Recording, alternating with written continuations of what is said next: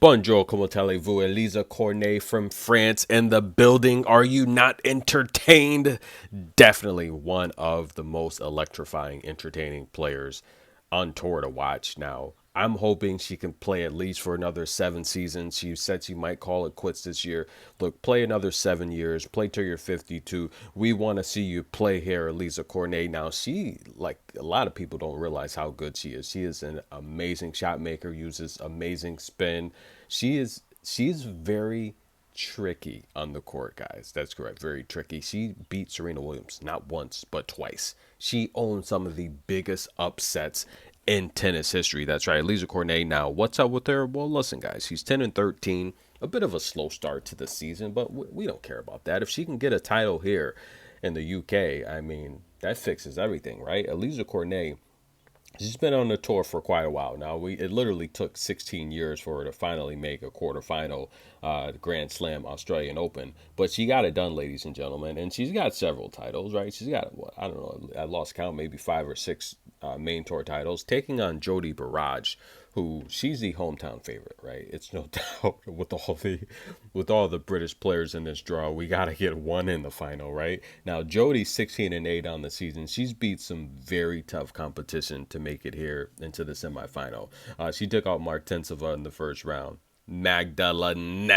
And look, she made Aliza Cornet. She just spun her around. Now, if you're gonna get spun around like this, then Aliza Cornet, I don't know if we can. I don't know if you can hang on for 7 more years until you're 52 playing, but I don't know. In terms of Magdalena, she was no answer for Jodie Burrage, and Jodie's gonna have to put on a barrage of shots here against a French woman who's just very skilled and talented.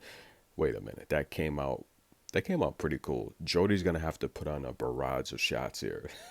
I did not mean to say that, but that came out pretty cool. I like it. Now, Jodie, look, she's 16-8. She's won 6 of her last 10 matches. I mean, we've seen some wins over Bronzetti. We've seen wins over Monet. And the win over Magdalena Freck last time out was very, very good. She had a 40-win season last year. I had the opportunity to see her in Miami. I think she's pretty solid, even though she didn't go deep there in Miami. She was bounced out of there early. But the crowd is cheering her on, even though Elisa Cornet breaks early. I do think this is going to be a competitive match. Jodie Barrage does have a nice backhand that she loves to come cross court with. And she's going to have to do something because the spin that Elisa Cornet uses allows her to go deep in rallies and then finally just step up when she sees a shot that presents itself that she wants. So she's very skilled. She's very tactical. And listen, guys, Jodie Barrage just fell for the banana and the tailpipe. That's right. So Elisa Cornet gave her a short ball. Jodie Barrage would come forward towards the net, and then Elisa Cornet goes over the head. She is so tricky. That's why look, I love watching Cornet play, and she's very entertaining. She's passionate. She plays with her heart on her racket. I really hope she doesn't retire. If she retires, I mean, I'll be honest with you, there's certain players in professional sports that if they retire, it's just the ratings, the fans are just going to stop watching for a while. We saw that happen, of course, when Michael Jordan retired. We saw it happen when Allen Iverson retired. But most notably, we saw it happen when Kobe Bryant retired. I mean, I think the NBA took a really big hit there. I think this year with Tom Brady, it's going to take a hit as well. Took a hit when Serena retired. But I will say that the tour now, even though a lot of the ladies, they don't have the draw like Venus Williams and Serena Williams. None of them do, to be honest with you. But I do think the tour is in good hands. I think the future is really bright. With Osaka coming back, I think that's going to be great. We do need Simona Halep back. Look, I don't know what's going on. I got to do a little more research on that. But Simona Halep's information is back on the site. So they're talking about possibly adding more charges. But the fact that her information is back on the site, in the past, when that happens, that normally means a good thing. So a lot of times they'll throw out more bad stuff before it gets better. It always gets worse before it gets better. So I hope Simona Halep comes back.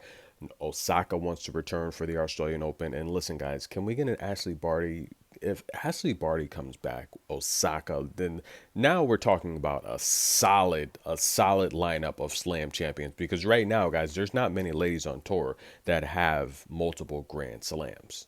There just isn't. Now we're not going to count Venus, right? Because she's probably going to retire this year or next year at the U.S. Open, or maybe Wimbledon, guys. I'm thinking Wimbledon since that's her best tournament, but then again, it could be the U.S. Open because she's from the U.S. But if we can get Ashley Barty back, I think the tour would be really, really solid. Again, I think the top 10 would be solid. Getting Osaka and Barty back, playing good tennis, that's a strong top 10.